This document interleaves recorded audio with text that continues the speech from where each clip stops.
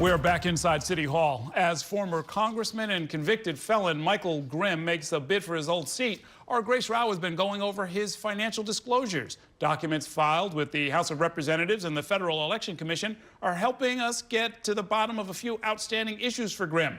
Grace Rao joins me now with new details about how he settled a hefty legal bill, but there are still questions about whether it was all done properly. Good evening, Grace. Good evening, Errol. Well, there have been a lot of big financial questions swirling around former Congressman Michael Grimm over the last few months. The first one, how exactly he paid off the $420,000 in legal bills that his prior campaign, Congressional Campaign Committee, owed from the investigation into alleged campaign finance allegations against him a few years ago. Grimm tells us that he reached a settlement with the law firm Squire Patton Boggs for $25,000 and that it's a done deal. So let me just repeat that for you. His old Congressional Campaign Committee owed this law firm $420,000. It paid only $25,000 to the firm, and apparently that's that. The rest of the debt is forgiven.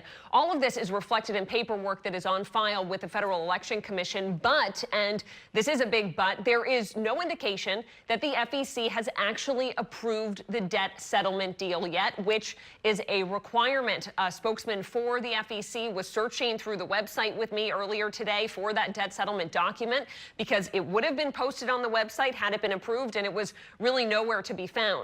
Here's the next bit of financial news that we looked at today. We knew that Grimm had managed to pay off nearly $150,000 in tax restitution, money that he owed as a result of his guilty plea for felony tax fraud. But we didn't know exactly where the money had come from to pay that bill.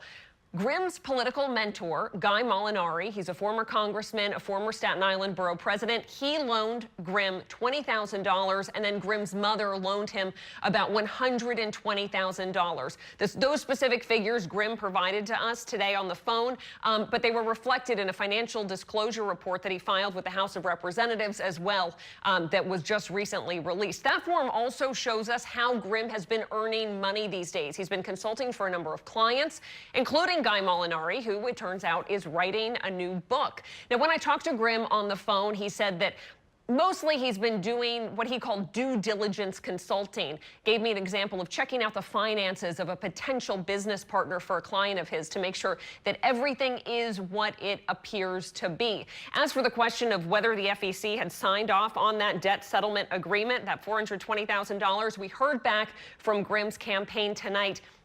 They sent us over a statement.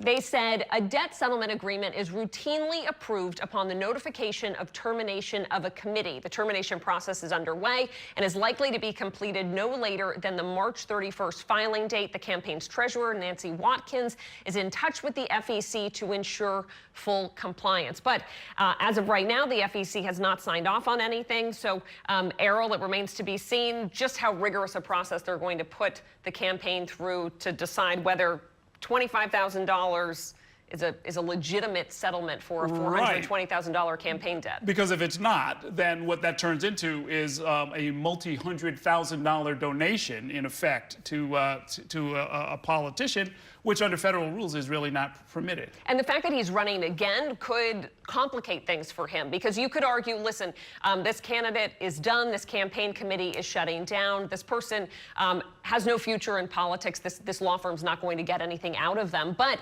you know, should he win his seat back, then, you know, this law firm, that might be a good deal for them. They might say, hey, it's not a big deal to forgive a few $100,000 in debt because we're going to have a great relationship with this new congressman. Okay. The race is getting kind of interesting. Thank you, Grace.